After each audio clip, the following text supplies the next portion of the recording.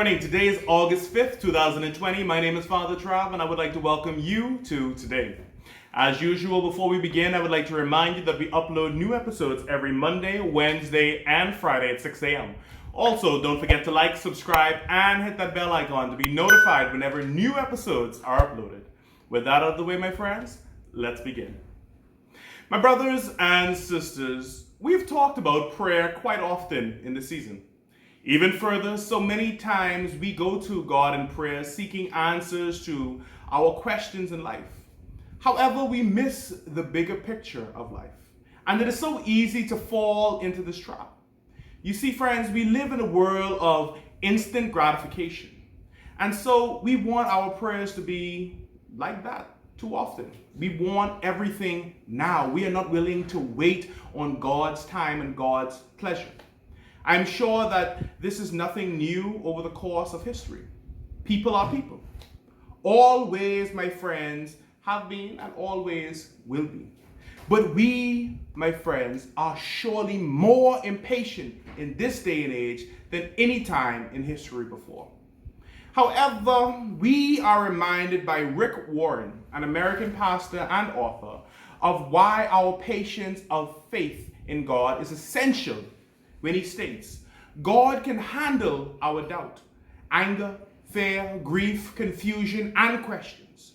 We can bring everything to him in prayer. This is so because we are reminded by St. Paul in his letter to the Philippians, chapter 4, verse 6, do not be anxious about anything, but in everything, by prayer and petition, with thanksgiving, present your requests to God. You see, friends, too many times we like to play the bargaining game with God. We demand things from him, almost ordering him to help us. And we want it exactly how it fits into our plan, and we want it now. And then if things don't go our way, we throw a tantrum like a 3-year-old. And God forbid things get any worse. All faith is thrown out of the window. You see, within this life, we find ourselves today one way or another. Even further, I am sure we have all found ourselves asking questions like, why would a good God let things like this happen in the world? Why would a good God not help us? Why would a good God take so many people from this world? Does God not know I need a job to keep food on the table? Why does God let diseases like COVID-19 terrorize us? But even more, why does God let all of this happen in our society? All simple questions with complicated and very intense answers. However, the only thing we can do is keep asking in faith. God, why do you let this happen? Will you show me the reason why? Will you help me to understand? You see, friends, we must build a faith like Job and understand, like Paul in his letter that we just read moments ago, and understand that God is in control and he knows why these things happen. There are many times in my life, things I witness in the world around me and things I see on the media from around the world that I do not understand why they happen. It's so tempting to become a hermit and to withdraw from it all, to stay home and to avoid all of these issues altogether. But we have to understand that if we do that, if we stop talking to God and stop asking him why, and we stop asking questions and stop seeking to understand, and we are unfriending him from our lives, then the evil one wins.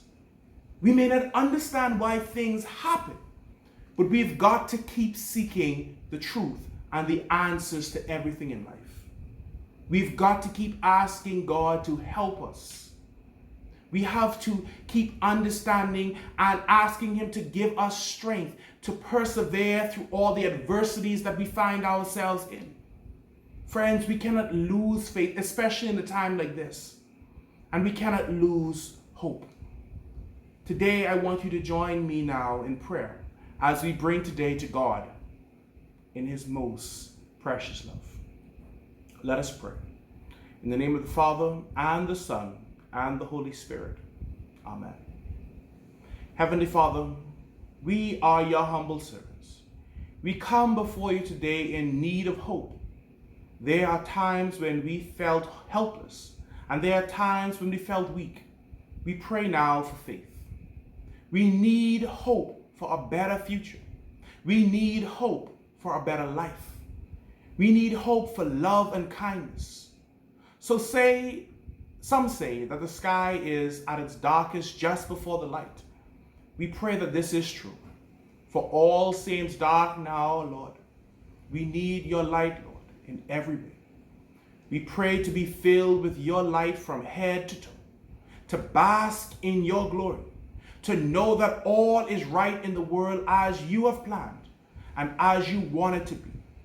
Help us now to walk in your light and live our lives in faith and glory. In your name we pray. Amen. Friends, God loves us so much. He will use the trials and tribulations we encounter and the evils in this world to bless us many times over. As long as you keep asking, our prayers will be answered in some way, and someday will be apparent to us.